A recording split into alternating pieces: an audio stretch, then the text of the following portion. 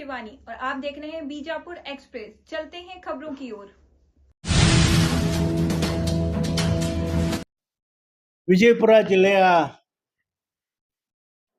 ಮಾಧ್ಯಮ ಸ್ನೇಹಿತರಿಗೆ ಮೊದಲು ನನ್ನ ನಮನವನ್ನು ತಿಳಿಸ್ತಾ, ಭಾರತೀಯ ಜನತಾ ಪಾರ್ಟಿಯ ಸನ್ಮಾನ್ಯ ಜಿಲ್ಲಾಧ್ಯಕ್ಷರಿಂದ ಹಿಡಿದು ನಮ್ಮ ಎಲ್ಲ ಪದಾಧಿಕಾರಿಗಳ ಜೊತೆಯಲ್ಲಿ ಭಾರತೀಯ ಜನತಾ ಪಾರ್ಟಿಯ ರಾಜ್ಯ ಕಾರ್ಯದರ್ಶಿಗಳಾಗಿರ್ತಕ್ಕಂಥ ಸನ್ಮಾನ್ಯ ಶರಣು ತಳಿಗೇರವರ ಜೊತೆಯಲ್ಲಿ ಇವತ್ತು ಇಂದಿನ ಸರ್ಕಾರ ಅಂದರೆ 2013 ಬಂದಂಥ ಕಾಂಗ್ರೆಸ್ನ ಸನ್ಮಾನ್ಯ ಸಿದ್ದರಾಮಯ್ಯನವರ ಸರ್ಕಾರದ ಹಿಂದುಳಿದ ವರ್ಗಗಳಿಗೆ ಆಗಿರ್ತಕ್ಕಂಥ ಅನ್ಯಾಯದ ಬಗ್ಗೆ ಇವತ್ತು ಮಾತನಾಡಲಿಕ್ಕೆ ಬಂದಿರತಕ್ಕಂಥದ್ದು. ಬಂಧುಗಳೇ, 2014ರಲ್ಲಿ ಸನ್ಮಾನ್ಯ ಅವತ್ತಿನ ಮುಖ್ಯಮಂತ್ರಿಗಳಾಗಿರ್ತಕ್ಕಂಥ ಸಿದ್ದರಾಮಯ್ಯನವರು ಜಾತಿ ಗಣತಿ ಒಂದು ಸಮೀಕ್ಷೆಯನ್ನು ಮಾಡಬೇಕು, ಹಿಂದುಳಿದ ವರ್ಗಗಳಿಗೆ ಆಗಿರ್ತಕ್ಕಂಥ ಅನ್ಯಾಯದ ಬಗ್ಗೆ ಒಂದು ಸಮಾನತೆಯನ್ನು ಕೊಡ್ತೀನಿ ಅಂತಕ್ಕಂಥ ದೃಷ್ಟಿಯಿಂದ ಪ್ರಾರಂಭ ಆದಂಥ ಆ ಸಮೀಕ್ಷೆ ಸುಮಾರು 650 ಕೋಟಿ ರೂಪಾಯಿ ಹಣವನ್ನ ಖರ್ಚು ಮಾಡಿ ಸನ್ಮಾನ್ಯ ಕಾಂತರಾಜು ಅವರ ಹಿಂದುಳಿದ ವರ್ಗಗಳ ಆಯೋಗದ ಅಧ್ಯಕ್ಷರು ಮಾಡಿ, ಆಯೋಗದಿಂದ ಕೊಟ್ಟಂತ ವರದಿಯನ್ನ 10 ವರ್ಷಗಳ ಕಾಲ ಮುಗಿದ್ರೂ ಕೂಡ ವರದಿಯನ್ನ ಸ್ವೀಕಾರ ಮಾಡದಲೆ ಹಿಂದುಳಿದ ವರ್ಗಗಳಿಗೆ ಆಯವ್ಯಯದಲ್ಲಿ ಸಮಾನತೆಯ ಬಜೆಟ್ ಅನ್ನ ಕೊಡ್ತೇನೆ ಅಂತಕ್ಕಂಥ ಹೇಳಿಕೆ ಕೊಟ್ಟು ಕೂಡ ಕಟ್ಟ ಕಡೆಯವರೆಗೆ ಅವರು 2ನೇ ಬಾರಿ ಮುಖ್ಯಮಂತ್ರಿಗಳ ಸ್ಥಾನದಿಂದ ಇಳಿಯ ತನಕ ದೆಹಲಿಯಿಂದ ಫೋನ್ ಮಾಡಿ ಮಧುಸೂದನ್ ನಾಯಕ್ ಅವರ ಆಯೋಗದ ಅಧ್ಯಕ್ಷರನ್ನ ಕರೆದು ವರದಿಯನ್ನ ಸ್ವೀಕಾರ ಮಾಡಿ 24 ಗಂಟೆ ಒಳಗಡೆ ರಾಜೀನಾಮೆ ಕೊಡ್ತಾರೆ ಅಂತ ಅಂದ್ರೆ ಇದರ ಅರ್ಥ ಏನಿದೆ ಅಂತಕ್ಕಂಥದನ್ನ ಜನತೆಗೆ ಗೊತ್ತಾಗಬೇಕು ಅಂತಕ್ಕಂಥ ದೃಷ್ಟಿಯಿಂದ ಸುಮಾರು 13 ವರ್ಷಗಳ ಕಾಲ ಕಾಂತರಾಜು ಅವರು ವರದಿ ತಯಾರು ಮಾಡಿದ್ರು, ನಿರ್ಲಕ್ಷ್ಯ ಮಾಡಿದ್ರು. ನಂತರ ಜಯಪ್ರಕಾಶ್ ಹೆಗಡೆ ಅವರು ಬಂದ್ರು, ನಿರ್ಲಕ್ಷ್ಯ ಮಾಡಿದ್ರು. ಕೊನೆಗೆ ಮಧುಸೂದನ್ ನಾಯಕ್ ಅವ್ರನ್ನ ಹಿಂದಿನ ವರದಿಯನ್ನ ನಾನು ಒಪ್ಪಲಿಕ್ಕೆ ಸಾಧ್ಯ ಇಲ್ಲ, ಹೊಸದಾಗಿ ವರದಿಯ ತಯಾರು ಮಾಡಿ ಅಂತಕ್ಕಂಥ ಮಾತನ್ನ ಉಲ್ಲೇಖ ಮಾಡಿದ್ರು ಕೂಡ ಅದನ್ನು ಕೂಡ ಕೇವಲ 24 ಗಂಟೆ ಒಳಗಡೆ ವರದಿಯನ್ನ ಸ್ವೀಕಾರ ಮಾಡಿದ್ದೀನಿ ಅಂತ ನೆಪ ಮಾತ್ರ ಹೇಳಿ ರಾಜೀನಾಮೆ ಕೊಟ್ಟಿರ್ತಕ್ಕಂಥದ್ದು ಎಷ್ಟರ ಮಟ್ಟಿಗೆ ಸರಿ ಅಂತಕ್ಕಂಥದ್ದು ಕರ್ನಾಟಕ ರಾಜ್ಯದ 7 ಕೋಟಿ ಜನ ತೀರ್ಮಾನ ಮಾಡಬೇಕು ಅಂತಕ್ಕಂಥ ಒಂದು ಉದ್ದೇಶದಿಂದ ನಮ್ಮ ಭಾರತೀಯ ಜನತಾ ಪಾರ್ಟಿಯ ನಮ್ಮೆಲ್ಲ ನಾಯಕರು ಕೂಡ ಸೇರಿ ಇವತ್ತು ಪ್ರತಿ ಜಿಲ್ಲೆನಲ್ಲೂ ಕೂಡ ಈ ವಿಷಯವನ್ನ ಜನರಿಗೆ ಮುಟ್ಟುವಂತೆ ಮಾಡಬೇಕು ಅಂತಕ್ಕಂಥ ಉದ್ದೇಶಕ್ಕೋಸ್ಕರ ನಾನು ಬಂದಿರತಕ್ಕಂಥದ್ದು. ಬಂಧುಗಳು, ನಮ್ಮ ಸ್ನೇಹಿತರಾದಂಥ ತಳಿಕೇರಿಯವರು ಕೂಡ ನನ್ನ ಜೊತೆನಲ್ಲಿ ಇದ್ದಾರೆ. ಬಂಧುಗಳೇ, ಪ್ರಶ್ನೆ ಇಷ್ಟೇ, ಯಾವುದೇ ಸರ್ಕಾರ ಇರಬಹುದು, ಒಂದು ಸಮಾನತೆ ಅಂತಕ್ಕಂಥದ್ದನ್ನ ಎತ್ತಿಡಬೇಕಾಗಿರ್ತಕ್ಕಂಥದ್ದು ಆ ಸರ್ಕಾರದ ಕರ್ತವ್ಯ. ಆ ಹಿನ್ನೆಲೆ ಒಳಗಡೆ ಇವತ್ತು ಕೇವಲ 2014ರಲ್ಲಿ ಬೇರೆ ಪಕ್ಷದಿಂದ ಬಂದಂತ ಕಾಂಗ್ರೆಸ್ಸಿಗೆ ಅನ್ಯಾಯ ಮಾಡಿರ್ತಕ್ಕಂಥದ್ದನ್ನು ನಾನೇ ಹೇಳ್ಬೇಕಾಗಿಲ್ಲ, ಅದು ಜಗಜ್ಜಾಹೀರಾತಾಗಿದೆ. ಅವ್ರು JDS ನಲ್ಲಿ ಇದ್ರು, JDS ನಿಂದ ಬಂದ್ರು, ಮುಖ್ಯಮಂತ್ರಿಗಳಾದ್ರು. ಅವತ್ತಿನಿಂದ ಇವತ್ತಿನವರೆಗೂ ಕೂಡ ಏನೇನು ಜಟಾಪಟಿ ನಡೀತು ಅದನ್ನ ನಾನೇನು ಹೇಳ್ಬೇಕಾಗಿಲ್ಲ, ಅದು ತಮ್ಮಗಳು ಕೂಡ ಗೊತ್ತಿರ್ತಕ್ಕಂಥ ವಿಚಾರ. ಆದ್ರೆ ಭಾಗಶಃ 52% ಇರ್ತಕ್ಕಂಥ ಹಿಂದುಳಿದ ವರ್ಗಕ್ಕೆ ಮಾಡಿರ್ತಕ್ಕಂಥ ಅನ್ಯಾಯವನ್ನ ಸಹಿಸಲಿಕ್ಕೆ ಸಾಧ್ಯ ಆಗೋದಿಲ್ಲ ಅಂತಕ್ಕಂಥದ್ದನ್ನ ತಮ್ಮ ಮೂಲಕ ಜನತೆಗೆ ಹೇಳಲಿಕ್ಕೆ ಇವತ್ತು ಬಂದಿರತಕ್ಕಂಥದ್ದು. ಯಾತಕ್ಕೋಸ್ಕರ ಈ ನಾಟಕ ಮಾಡಿದ್ರಿ? ಬೇರೆ ಬೇರೆ ರಾಜ್ಯಗಳು,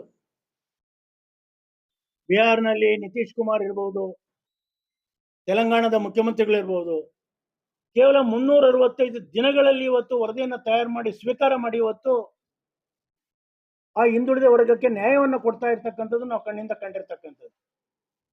3 ಆಯೋಗಗಳನ್ನ ನೀವು ತಿರಸ್ಕಾರ ಮಾಡಿದ್ರಿ. ಕಾಂತರಾಜು ವರದಿನ ತಿರಸ್ಕಾರ ಮಾಡಿದ್ರಿ. ಸುಮಾರು 9 ವರ್ಷಗಳ ಕಾಲ ನಾನು ಕೂಡ ವಿಧಾನ ಪರಿಷತ್ತಿನ ಸದಸ್ಯ ಇದ್ದಂತ ಸಂದರ್ಭದಲ್ಲಿ ಹಿಂದುಳಿದ ವರ್ಗಗಳ ಕಮಿಟಿಯ ಅಧ್ಯಕ್ಷನಾಗಿ ನಾನು ಕೆಲಸ ಮಾಡುವಂತ ಕಾಲದಲ್ಲಿ ಆಯೋಗವನ್ನ ಕರೆಸಿ ಕೂತು ಚರ್ಚೆ ಮಾಡಿ ವಿಧಾನಸೌಧದಲ್ಲಿ ಯಾತಕ್ಕೋಸ್ಕರ ಈಗ ಆಗ್ತಾ ಇದೆ ಸನ್ಮಾನ್ಯ ಅಧ್ಯಕ್ಷ ಕಾಂತರಾಜ್ ಅವರೇ ಅಂತಕ್ಕಂಥ ಮಾತನ್ನು ಕೇಳಿದೆ. ಅವ್ರು ನೇರವಾಗಿ ಹೇಳಿದ್ರು, ಸರ್ ಯಾವುದೇ ಕಾರಣಕ್ಕೂ ಕೂಡ ನಾನು ಬಹಿರಂಗವಾಗಿ ಏನು ಹೇಳಲಿಕ್ಕೆ ಸಾಧ್ಯ ಆಗ್ತಾ ಇಲ್ಲ. ಈ ವರದಿಯನ್ನು ಯಾವುದೇ ಕಾರಣಕ್ಕೂ ಕೂಡ ನೀವು ಸರ್ಕಾರಕ್ಕೆ ಕೊಡ್ತಕ್ಕಂಥ ವ್ಯವಸ್ಥೆಗೆ ಹೋಗಬಾರ್ದು ಅಂತಕ್ಕಂಥ ಮಾತನ್ನ ಉಲ್ಲೇಖ ಮಾಡೋದು. ಮನಸ್ಸಿಗೆ ಇದೊಂದು ರೀತಿಯ ನೋವು ಅಂತಕ್ಕಂಥದ್ದಲ್ಲ, ಕಗ್ಗೋಲೆ ಅಂತಕ್ಕಂಥದ್ದು ನಾನು ಈ ಭಾಷೆನ ಹೇಳ್ಬೇಕಾಗುತ್ತೆ. ಹಿಂದುಳಿದ ವರ್ಗಕ್ಕೆ ಆಗಿರ್ತಕ್ಕಂಥದ್ದು ಇರ್ಬೋದು, ಕಾಂಗ್ರೆಸ್ನವರು ನಾವು ಹಿಂದುಳಿದ ವರ್ಗಕ್ಕೆ ಸಮಾನತೆಯನ್ನು ಕೊಡ್ತೇವೆ ಅಂತಕ್ಕಂಥ ಮಾತನ್ನ ಬರೀ ಭಾಷಣದಲ್ಲಿ ಹೇಳಿದ್ರು. ಆದ್ರೆ ಕಾನೂನುಬದ್ಧವಾಗಿ ನೀವು ಮಾಡಿದ್ದೇನು? ಎಲ್ಲಿ ಮಾಡಿದ್ರಿ? 13 ವರ್ಷಗಳ ಕಾಲ ಜನತೆಯ ತೆರಿಗೆ ಹಣವನ್ನ ಪೋಲ್ ಮಾಡಿ 1,000 ಕೋಟಿ ರೂಪಾಯಿನ ಇವತ್ತು ನೀರಿಗೆ ಹಾಕ್ತಕ್ಕಂಥ ಒಂದು ವ್ಯವಸ್ಥೆಯನ್ನು ನೀವು ಮಾಡಿದಿರಲ್ಲ, ಇದರ ಪ್ರತಿಫಲ ಯಾರಿಗೆ ಸಿಕ್ಕಿದೆ? ನಾವು ಕೇಳ್ಬೇಕಲ್ವಾ? ಸಾರ್ವಜನಿಕವಾಗಿ ನಾವು ಶಾಸಕರಾಗಿ ವಿಧಾನ ಪರಿಷತ್ತಿನ ಸದಸ್ಯರಾಗಿದ್ದಂತ ಸಂದರ್ಭದಲ್ಲೂ ಕೂಡ ಒಬ್ಬ ಮುಖ್ಯಮಂತ್ರಿಗೆ ಕೇಳಲಿಕ್ಕೆ ಆಗದಲ್ಲೇ ಇರ್ತಕ್ಕಂಥ ಸಂದರ್ಭ ಜನಸಾಮಾನ್ಯರು ಕೇಳಲಿಕ್ಕೆ ಸಾಧ್ಯ ಆಗಲ್ಲ. ಸೊ ಆ ದೃಷ್ಟಿಯಿಂದ ಇವತ್ತು ಜೈಲಿನಲ್ಲಿ ಕೂತು ಮಧುಸೂದನ್ ನಾಯಕರಿಗೆ ನೀವು ದೂರವಾಣಿ ಮೂಲಕ ವರದಿ ತಗೊಂಬ, ಸಾಯಂಕಾಲದೊಳಗಡೆ ನಾನು ವರದಿ ಸ್ವೀಕಾರ ಮಾಡಿ ಅದನ್ನ ಇಂಪ್ಲಿಮೆಂಟ್ ಮಾಡಬೇಕು ಅಂತಕ್ಕಂಥ ಮಾತನ್ನು ಉಲ್ಲೇಖ ಮಾಡಿದ್ರಲ್ಲ. ಆದ್ರೆ ಈಗಾಗಲೇ 1.5 ತಿಂಗಳು ಕಳೀತಾ ಇದೆ. ನೂತನವಾಗಿ ಆಯ್ಕೆ ಆಗಿರ್ತಕ್ಕಂಥ ಕಾಂಗ್ರೆಸ್ ಸರ್ಕಾರದ ಮುಖ್ಯಮಂತ್ರಿಗಳನ್ನ ಇವತ್ತು ಅವ್ರು ಬಂದಿದ್ರು ಕೂಡ ಆ ವರದಿಯ ಬಗ್ಗೆ ಸ್ಥಿತಿಗತಿಗೆ ಏನು? ಕಳೆದ ಬಾರಿ ನಡೆದಂತ ರಾಜ್ಯಪಾಲರ ಭಾಷಣದಲ್ಲಿ ವರದಿಯ ಪ್ರಶ್ನೆ ಇಲ್ಲ. ವಿಧಾನಸಭೆ ನಡೆಯುವಂತ ಕಾಲದಲ್ಲಿ ಯಾವುದೇ ಕಾರಣಕ್ಕೂ ಕೂಡ ಅದನ್ನ ಪ್ರಶ್ನೆ ಮಾಡಲಿಲ್ಲ. ಆದ್ರೆ ನಾವು ಹೇಳ್ತಕ್ಕಂಥದ್ದು, ನೀವು 13 ವರ್ಷಗಳ ಕಾಲ ಹಿಂದುಳಿದ ವರ್ಗದ ಜನರಿಗೆ ಸಮಾನತೆ ಕೊಡ್ತೇನೆ ಅಂತ ಹೇಳಿ ಮೋಸ ಮಾಡಿದಿರಿ ಸನ್ಮಾನ್ಯ ಸಿದ್ದರಾಮಯ್ಯನವರೇ. ಆದ್ರೆ ಇವತ್ತು ನಿಮ್ಮ ಕಾಂಗ್ರೆಸ್ ಪಕ್ಷದ ನೂತನ ಮುಖ್ಯಮಂತ್ರಿಗಳಾಗಿರ್ತಕ್ಕಂಥ ಸನ್ಮಾನ್ಯ ಡಿ.ಕೆ. ಶಿವಕುಮಾರ್ ಅವರಿಗೆ ನೀವು ಆದೇಶ ಮಾಡ್ತೀರಾ? ನಿಮ್ಮ ಹೈಕಮಾಂಡ್ ಆದೇಶ ಮಾಡುತ್ತಾ?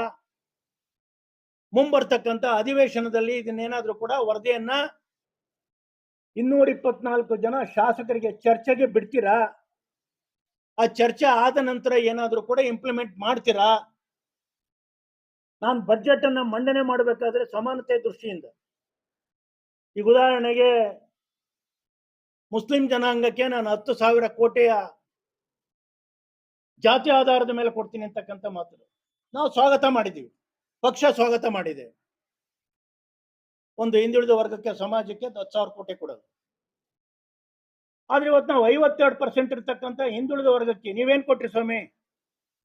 ಇವತ್ತು ಬಜೆಟ್ ನಲ್ಲಿ ಕೇವಲ 100 ಕೋಟಿ ರೂಪಾಯಿ ಇಟ್ಟು ಇವತ್ತು ಹಿಂದುಳಿದ ವರ್ಗಕ್ಕೆ ಮೋಸ ಮಾಡಿದಿರಿ.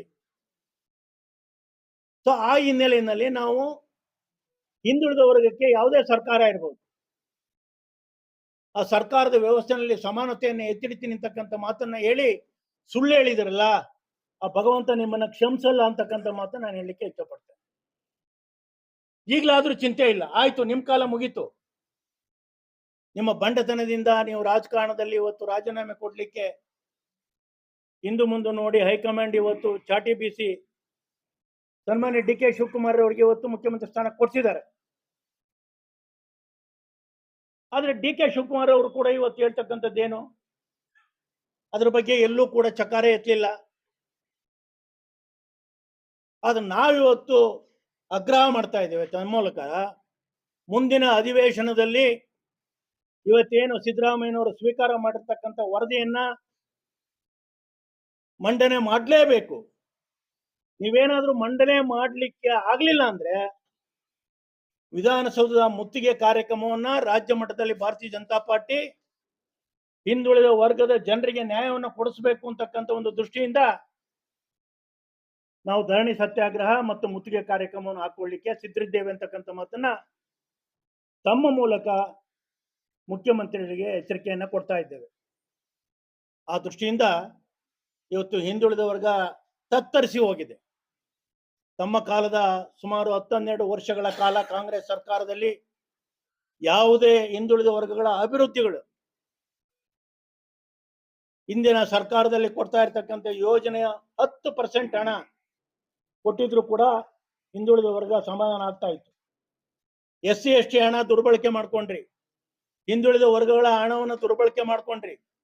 ಈ ರೀತಿ ದುರ್ಬಳಕೆ ಮಾಡಿಕೊಂಡು ಇವತ್ತು ತಾವು ಸರ್ಕಾರ ನಡೆಸೋದೇ ಆದ್ರೆ ಜನ ಖಂಡಿತವಾಗಿ ಕೂಡ ನಿಮ್ಮನ್ನು ಕ್ಷಮಿಸೋಲ್ಲ. ಆ ಹಿನ್ನೆಲೆಯಲ್ಲಿ ಮುಂದಿನ ದಿನಮಾನಗಳಲ್ಲಿ ಮುಂದಿನ ಅಧಿವೇಶನದಲ್ಲಿ ತಾವು ಏನು ಸನ್ಮಾನ್ಯ ಮಧುಸೂದನ್ ನಾಯಕರವರು ಕೊಟ್ಟಿರ್ತಕ್ಕಂಥ ವರದಿಯನ್ನು ಗೌಪ್ಯವಾಗಿ ಇಡದಲೆ ಮುಕ್ತ ಚರ್ಚೆಗೆ ಅವಕಾಶ ಮಾಡಿಕೊಟ್ಟು 224 ಜನ ಶಾಸಕರು ಪಕ್ಷಾತೀತವಾಗಿ ಚರ್ಚೆ ಮಾಡಲಿ. ಚರ್ಚೆ ಆದ ನಂತರ ಆ ವರದಿಯನ್ನು ಬಿಡುಗಡೆ ಮಾಡಬೇಕು. ಇಲ್ದಲೇ ಹೋದ್ರೆ ಹಿಂದುಳಿದ ವರ್ಗದ ಜನ ಸುಮ್ಮನೆ ಕೊಡ್ಲಿಕ್ಕೆ ಸಾಧ್ಯ ಆಗಲ್ಲ. ಎಷ್ಟು ದಿವಸ ಅಂತ ಕಣ್ಣು ಮುಚ್ಕೊಂಡು ಕೂತ್ಕೊಳ್ಳಲಿಕ್ಕೆ ಆಗುತ್ತೆ. ಅದಕ್ಕೋಸ್ಕರ ಎಲ್ಲ ಜಿಲ್ಲೆಗಳಲ್ಲೂ ಕೂಡ ಈ ಮಾಹಿತಿಯನ್ನ ಹಿಂದುಳಿದ ವರ್ಗಗಳ 2A ಬರ್ತಾ ಇರತಕ್ಕಂಥ 102 ಸಮಾಜಗಳು, ಪ್ರವರ್ಗ 1 ಬರ್ತಾ ಇರತಕ್ಕಂಥ 95 ಸಮಾಜಗಳು, ಈ ಎಲ್ಲ ಸಮಾಜಗಳು ಕೂಡ ನಾವು ಹಾಗಂತ ಹೇಳಿ ಮುಂದುವರೆದ ಜನಾಂಗಕ್ಕೆ ಅನ್ಯಾಯ ಮಾಡಿ ಅಂತಕ್ಕಂಥ ಪ್ರಶ್ನೆ ಇಲ್ಲಿ ಬರೋದಿಲ್ಲ. ಎಲ್ಲ ಜನಾಂಗಗಳ ಸಮಾನತೆಯ ದೃಷ್ಟಿಯಿಂದ ತಾವೇ ಹೇಳಿರ್ತಕ್ಕಂಥದ್ದು, ತಮ್ಮ ಬಾಯಿನಲ್ಲೇ ಬಂದಿರತಕ್ಕಂಥದ್ದು. ಆ ಹೇಳಿರ್ತಕ್ಕಂಥ ಒಂದು ವ್ಯವಸ್ಥೆಗೆ ಮುಂದಿನ ದಿನಮಾನಗಳಲ್ಲಿ ಅಧಿವೇಶನದಲ್ಲಿ ನಾನಿವತ್ತು ಮಾಜಿ ಆಗಿದ್ದೀನಿ ಅಂತ ಹೇಳಿ ಅಂತ ಮನೇಲಿ ಕೂತ್ಕೊಂಡ್ತಕ್ಕಂಥ ವ್ಯವಸ್ಥೆ ಅಲ್ಲ. ಬೇರೆ ಬೇರೆ ಆಕ್ಟಿವಿಟಿನಲ್ಲಿ ನೀವು ಇದ್ರೂ ಕೂಡ ನೀವೇನು ಮಾತು ಕೊಟ್ಟಿದ್ದೀರಲ್ಲ ಆ ಮಾತನ್ನ ಉಳಿಸ್ಕೊಂತಕ್ಕಂಥ ಒಂದು ವ್ಯವಸ್ಥೆನ ಖಂಡಿತವಾಗಿ ಕೂಡ ಕರ್ನಾಟಕ ರಾಜ್ಯದಲ್ಲಿರ್ತಕ್ಕಂಥ ಹಿಂದುಳಿದ ವರ್ಗಗಳಿಗೆ ಅನ್ಯಾಯ ಮಾಡದಲೆ ಮುಂದಿನ ಅಧಿವೇಶನದಲ್ಲಿ ಈ ವರದಿಯನ್ನು ಸ್ವೀಕಾರ ಮಾಡಿ ಚರ್ಚೆಗೆ ಅವಕಾಶ ಮಾಡಿಕೊಡ್ಬೇಕು ಅಂತಕ್ಕಂಥ ವಿಷಯವನ್ನ ತಮ್ಮ ಮುಂದೆ ಇಟ್ಟು ಇದು ರಾಜ್ಯದ ಎಲ್ಲ ಜನರಿಗೂ ಕೂಡ ತಲುಪತಕ್ಕಂಥ ಅವಕಾಶ ಮಾಡಿಕೊಡ್ತಾ ತಮ್ಮೆಲ್ಲರಿಗೂ ಕೂಡ ಒಂದ್ಸಿ ನಾನು ಮಾತು ಮುಗಿಸ್ತೇನೆ. ಧನ್ಯವಾದಗಳು. ಈಗಾಗಲೇ ತಮ್ಮ ಹಿರಿಯರಾಗಿರ್ತಕ್ಕಂಥ ಹಿಂದುಳಿದ ವರ್ಗದ ನಾಯಕರಾಗಿರ್ತಕ್ಕಂಥ MD ಲಕ್ಷ್ಮೀನಾರಾಯಣ ಅವರು ಸವಿಸ್ತಾರ ವಿಷಯಗಳನ್ನ ಹೇಳಿದ್ದಾರೆ. ಏನು ಇಲ್ಲಿವರೆಗೂ ಕೂಡ ಹಿಂದುಳಿದ ವರ್ಗದ ಚಾಂಪಿಯನ್ ಅಂತ ಹೇಳ್ಕೊಂಡು ದೇವರಾಜ್ ಅರಸು ಅವರ ಅಧಿಕಾರದ ದೀರ್ಘಾವಧಿಯ ದಾಖಲೆಯನ್ನು ಕೂಡ ಮೀರಿಸಿದ್ದೇನೆ ಅಂತಕ್ಕಂಥ ಹಮ್ನಲ್ಲಿ ಸತತವಾಗಿ ಹಿಂದುಳಿದ ವರ್ಗದ ಎಲ್ಲ ಸಮುದಾಯಕ್ಕೂ ಅನ್ಯಾಯ ಮಾಡುತ್ತಿರ್ತಕ್ಕಂಥ ಸಿದ್ದರಾಮಯ್ಯನವರು ತಮ್ಮ ಅಧಿಕಾರದ ಕೊನೆಯ ಅವಧಿಯಲ್ಲಿ ತರಾತುರಿಯಲ್ಲಿ ರಾಜೀನಾಮೆ ಕೊಡುವ ಮುನ್ನ ವರದಿಯನ್ನು ತರಿಸಿಕೊಂಡು ನಮಗೆ ಹಿಂದುಳಿದ ವರ್ಗದವರ ಕಣ್ಣಿಗೆ ಮಣ್ಣೆರಚತಕ್ಕಂಥ ಕೆಲಸವನ್ನು ಮಾಡಿದ್ದಾರೆ. ನಮ್ದು ಆಗ್ರಹವಿಷ್ಟೇ, ಆರಂಭದಲ್ಲಿ ನಾವು ಇದು ಮಧುಸೂದನ್ ಜಾತಿ ಗಣಿತ ಬಗ್ಗೆ ನಾವು ಪ್ರಶ್ನೆಯನ್ನು ಕೂಡ ನಾವು ಮಾಡಿದ್ವಿ. ಈಗಾಗಲೇ ಕೇಂದ್ರ ಸರ್ಕಾರಕ್ಕೆ ಅಧಿಕಾರ ಇದೆ ಜನಗಣತಿ ಮತ್ತು ಜನಗಣತಿ ಮಾಡಲಿಕ್ಕೆ. ಅವ್ರಿಗೆ ನೀವು ಸಹಕಾರ ಕೊಡಿ. ಪ್ರತ್ಯೇಕವಾದಂತ ಮತ್ತೊಂದು ವರದಿಯ ಅಧ್ಯಯನದ ಸಮೀಕ್ಷೆಯ ಅವಶ್ಯಕತೆ ಇಲ್ಲ ಅಂತಕ್ಕಂಥದ್ದು ನಾವು ಕೂಡ ನಾವೆಲ್ಲರೂ ಕೂಡ ಪ್ರಶ್ನೆ ಮಾಡಿದ್ವಿ. ಇಲ್ಲ, ನಾವು ಜಾತಿ ಗಣತಿ ಮಾಡಲ್ಲ, ಜನಗಣತಿಯನ್ನು ಮಾಡುವುದಿಲ್ಲ, ನಾವು ಹಿಂದುಳಿದ ವರ್ಗದವರ ಆರ್ಥಿಕ ಮತ್ತು ಸಾಮಾಜಿಕ ಸ್ಥಿತಿಗತಿಗಳನ್ನ ಅಧ್ಯಯನ ಮಾಡ್ತೀವಿ ಅಂತಕ್ಕಂಥ ಮಾತನ್ನ ಸನ್ಮಾನ್ಯ ಆಗಿನ ಮುಖ್ಯಮಂತ್ರಿಗಳಿರ್ತಕ್ಕಂಥ ಸಿದ್ದರಾಮಯ್ಯನವರು ಕೂಡ ಹೇಳಿದ್ರು. ಈಗಿರ್ತಕ್ಕಂಥ ತಂತ್ರಾಂಶವನ್ನು ಬಳಸಿಕೊಂಡು ನಾವು ಅತ್ಯಂತ ಕಡಿಮೆ ಅವಧಿಯಲ್ಲಿ ನಾವು ವರದಿಯನ್ನು ಕೂಡ ಮುಗಿಸ್ತೇವೆ, ಸಮೀಕ್ಷೆಯನ್ನು ಮುಗಿಸ್ತೇವೆ ಅಂತಕ್ಕಂಥ ಮಾತನ್ನು ಹೇಳಿದ್ರು. ಸತತ 13 ವರ್ಷಗಳಾದ್ರೂ ಕೂಡ, 10 ವರ್ಷ ಕಳೆದ್ರು ಕೂಡ, 13 ವರ್ಷ ಆದ್ರೂ ಕೂಡ ಯಾವುದೇ ರೀತಿಯ ಹಿಂದುಳಿದ ವರ್ಗದ ಸಮೀಕ್ಷೆ ಇರಲಿ ಅವ್ರಿಗೆ ನ್ಯಾಯ ಕೊಡ್ತಕ್ಕಂಥ ಕೆಲಸವನ್ನ ಈ ಕಾಂಗ್ರೆಸ್ ಸರ್ಕಾರ ಮಾಡಿಲ್ಲ. ಬಿಹಾರದಲ್ಲಿ ಒಂದು ವರ್ಷದೊಳಗನೆ ಸಮೀಕ್ಷೆಯನ್ನು ಮುಗಿಸಿ ವರದಿಯನ್ನು ಜಾರಿ ಮಾಡ್ತಕ್ಕಂಥ ಕೆಲಸ ಅಲ್ಲಿಯ ಮುಖ್ಯಮಂತ್ರಿಗಳಂತ ಆಗಿದ್ದಂತ ನಿತೀಶ್ ಕುಮಾರ್ ಅವ್ರು ಮಾಡ್ತಾರೆ. ಪಕ್ಕದ ರಾಜ್ಯದ ತೆಲಂಗಾಣದ ಡಿ.ಕೆ. ಶಿವಕುಮಾರ್ ಅವರ ಆಪ್ತ ಅಲ್ಲಿನ ಮುಖ್ಯಮಂತ್ರಿ ರೇವಂತ್ ರೆಡ್ಡಿ ಅವರು ಕೇವಲ 70 ದಿನಗಳಲ್ಲಿ ಸಮೀಕ್ಷೆಯನ್ನು ಮಾಡಿ ವರದಿಯನ್ನ ಜಾರಿಗೆ ತರ್ತಾರೆ. ಆ ಬದ್ಧತೆ ಕರ್ನಾಟಕದವ್ರಿಗೆ ಯಾಕಿಲ್ಲ? ಇವರು ದುರುದ್ದೇಶದಿಂದ ಈ ಸಮೀಕ್ಷೆಗೆ ಕೈ ಹಾಕಿದ್ದಾರೆ ಅಂತಕ್ಕಂಥ ಅಭಿಪ್ರಾಯ ನನ್ನ ವೈಯಕ್ತಿಕ ಅಭಿಪ್ರಾಯ ಕೂಡ ಹೌದು. ಯಾಕಂದ್ರೆ ಈ ರಾಜ್ಯದಲ್ಲಿ ಹಿಂದೆ ನಾವು ಕೇಳಿ ಕಂಡರಿಯದಂತ ಒಂದು ದುರಂತ ಆಯ್ತು. RCB ಕಪ್ ಗೆದ್ದಂತ ಸಂದರ್ಭದಲ್ಲಿ ಕಾಲ್ ತುಳಿತಕ್ಕೆ ಸುಮಾರು 11 ಜನ ಯುವಕರು ಪ್ರಾಣವನ್ನು ತೆತ್ತರು. ಈ ಸರ್ಕಾರದ ನಿರ್ಲಕ್ಷ್ಯ ಮತ್ತು ಲಜ್ಜೆಗೆಡಿತನದ ನೀತಿಯಿಂದಾಗಿ. ಆ ಘಟನೆಯನ್ನ ಮರೆಮಾಚಲಿಕ್ಕೆ ಈ ಜಾತಿ ಗಣತಿಯ ವರದಿಯನ್ನ ಸೋರಿಕೆ ಮಾಡ್ತಕ್ಕಂಥ ದುಸ್ಸಾಹಸಕ್ಕೆ ಈಗಿನ ಕಾಂಗ್ರೆಸ್ ಸರ್ಕಾರ ಕೈ ಹಾಕ್ತು. ನಮ್ಗೆಲ್ಲೋ ಕೂಡ ಆತ ಹಿರಿಯರು ಹೇಳಿದ್ರು, ವರದಿಯನ್ನ ಈಗಾಗಲೇ ತಾವು ಪಡ್ಕೊಂಡಿದ್ದಾಗಿದೆ. ನಮ್ಮ ಆಗ್ರಹ ಇಷ್ಟೇ, ಮುಂಬರ್ತಕ್ಕಂಥ ಅಧಿವೇಶನದಲ್ಲಿ ಆ ವರದಿಯನ್ನ ನೀವು ಮಂಡನೆ ಮಾಡಬೇಕು. ಪ್ರತ್ಯೇಕವಾಗಿ ಆ ವಿಷಯವಾಗಿ ಚರ್ಚೆಗೆ ಅವಕಾಶವನ್ನು ಮಾಡಿಕೊಡ್ಬೇಕೆಂಬ ಆಗ್ರಹ ನಮ್ಮೆಲ್ಲರದು ಕೂಡ ಇದೆ. ಯಾಕಂದ್ರೆ ಈಗಿನ ಮುಖ್ಯಮಂತ್ರಿಗಳ ಬಗ್ಗೆ ನಮ್ಗೆ ವಿಶ್ವಾಸ ಇಲ್ಲ. ಹಿಂದೆ ಕಾಂತರಾಜ್ ವರದಿಯನ್ನ ಸಂಪುಟದಲ್ಲಿ ವಿರೋಧ ಮಾಡಿರ್ತಕ್ಕಂಥವ್ರು ಇವತ್ತು ರಾಜ್ಯದ ಮುಖ್ಯಮಂತ್ರಿ ಆಗಿದ್ದಾರೆ. ಅವರ ಸಮುದಾಯದ ಸಮಾವೇಶದಲ್ಲಿ ವರದಿಗೆ ಬಗ್ಗೆ ಲಘುವಾಗಿ ಮಾತಾಡಿರ್ತಕ್ಕಂಥವ್ರು ಈ ರಾಜ್ಯದ ಚುಕ್ಕಾಣಿ ಹಿಡಿದಿದ್ದಾರೆ. ಹೀಗಾಗಿ ನಮಗೆ ಅವರ ಮೇಲೆ ನಂಬಿಕೆ ಬರ್ಲಿಕ್ಕೆ ಸಾಧ್ಯ ಇಲ್ಲ. ಅದೇನ್ ಮಾಡ್ತಾರೋ ಗೊತ್ತಿಲ್ಲ. ಮುಂಬರ್ತಕ್ಕಂಥ ಅಧಿವೇಶನದಲ್ಲಿ ಆ ವರದಿಯನ್ನ ಚರ್ಚೆಗೆ ತಗೊಂಡು ಪ್ರತ್ಯೇಕ ಚರ್ಚೆ ಇಟ್ಟು ಚರ್ಚೆಗೆ ಅವಕಾಶ ಮಾಡಿಕೊಡದೇ ಇದ್ರೆ ಇಡೀ ರಾಜ್ಯದ ಹಿಂದುಳಿದ ವರ್ಗ ವಿಧಾನಸೌಧವನ್ನ ಮುತ್ತಿಗೆ ಹಾಕ್ತಕ್ಕಂಥ ಕೆಲಸಕ್ಕೆ ನಾವು ಕೈ ಹಾಕಬೇಕಾಗತ್ತೆ. ಆ ನಿಟ್ಟಿನಲ್ಲಿ ತತ್ಕ್ಷಣ ಹಿಂದುಳಿದ ವರ್ಗರಿಗೆ ನ್ಯಾಯ ಕೊಡ್ತಕ್ಕಂಥ ರೀತಿಯಲ್ಲಿ ಸನ್ಮಾನ್ಯ ಸಿದ್ದರಾಮಯ್ಯನವರು ಮೌನವಾಗಿದ್ದಾರೆ ಅಂದ್ರೆ ಅವರ ಪೂರ್ಣ ಮೌನ ನಮ್ಗೆಲ್ಲರೂ ಕೂಡ ಒಂದು ಸಂಶಯಕ್ಕೆ ದಾರಿಯನ್ನು ಕೂಡ ಮಾಡಿಕೊಟ್ಟಿದೆ. ಸುಮ್ಮನೆ ಇರೋ ವ್ಯಕ್ತಿತ್ವ ಅದಲ್ಲ. ಆ ಬೇರೆ ರೀತಿ ಯೋಚನೆ ಮಾಡಿದ್ರೆ ತಾವೇ ಮಾಡಿರ್ತಕ್ಕಂಥ ಸಮಿತಿಯ ವರದಿಯನ್ನು ತಾವೇ ಒಪ್ಪಿಕೊಂಡಂತಹ ಸಮಿತಿ ವರದಿಯನ್ನ ಈ ಅಧಿವೇಶನದಲ್ಲಿ ಚರ್ಚೆ ಮಾಡ್ಲಿಕ್ಕೆ ಅವಕಾಶ ಮಾಡಿಕೊಡ್ಬೇಕು. ಆ ನಿಟ್ಟಿನಲ್ಲಿ ನೀವು ಕೂಡ ಮುಖ್ಯಮಂತ್ರಿಗಳನ್ನ ಆಗ್ರಹ ಪಡಿಸಬೇಕು ಅಂತಕ್ಕಂಥ ವಿನಂತಿ ಮತ್ತು ಒತ್ತಾಸೆಯನ್ನ ನಾವೆಲ್ಲರೂ ಕೂಡ ಮಾಡ್ತೇವೆ. ಧನ್ಯವಾದಗಳು. ಮಾಡಬೇಕು. ಅದು ವರದಿಯಲ್ಲಿ ಏನಿದೆ ಅನ್ನುವಂತ ಅಂಶಗಳು ಬಂದಿದ್ದಿಲ್ಲ. ಅವಾಗ ಇದನ್ನು ಬಿಜೆಪಿಗಳನ್ನು ವಿರೋಧ ಮಾಡ್ಕೊಂಡು ಬಂದಿದ್ರು. ಈಗ ನೀವು ಸಪೋರ್ಟ್ ಯಾವ ರೀತಿ ಸಪೋರ್ಟ್ ಮಾಡ್ತಂತ ಅಲ್ಲ, ನಾವು ವರದಿ ಬಗ್ಗೆ ಕೆಲವು ಕಡೆ ಮಾಹಿತಿ, ಈಗ ನಮ್ಗೆ ಎಲ್ಲೋ ಒಂದ್ ಕಡೆ ಮಾಹಿತಿ ಇದೆ. ಸುಮಾರು 4 ಲಕ್ಷಕ್ಕಿಂತ ಹೆಚ್ಚು ಕುಟುಂಬಗಳು ವರದಿಯಲ್ಲಿ ಪಾಲ್ಗೊಂಡಿಲ್ಲ ಅಂತಕ್ಕಂಥ ಮಾಹಿತಿ ಇದೆ. ಆದ್ರೆ ನಾವು ಇಲ್ಲಿವರೆಗೂ ಕೂಡ ಹಿರಿಯರು ಹೇಳಿದ್ರು, ಕಾಂತರಾಜ್ ವರದಿ ಇರ್ಬೋದು, ಜಯಪ್ರಕಾಶ್ ಹೆಗಡೆ ವರದಿಯನ್ನ ಅವ್ನ ಯಾವನ್ನು ಕೂಡ ಟೇಬಲ್ ಮಾಡ್ದೇನೆ, ಮಂಡನೆ ಮಾಡ್ದೇನೆ ಅವೈಜ್ಞಾನಿಕ ಅಂತ ತೀರ್ಮಾನ ಮಾಡಿ ಅವರೇ ಕೈ ಬಿಟ್ಟತಕ್ಕಂಥ ಉದಾಹರಣೆ ಸಾಕಷ್ಟು ಈ ರಾಜ್ಯದಲ್ಲಿದೆ. ಯಾಕಂದ್ರೆ ಅವ್ರು ಖರ್ಚು ಮಾಡ್ತಕ್ಕಂಥದ್ದು ಸರಿಯಾಗಿ ನಮ್ಮ ಸಾರ್ವಜನಿಕರ ಹಣ.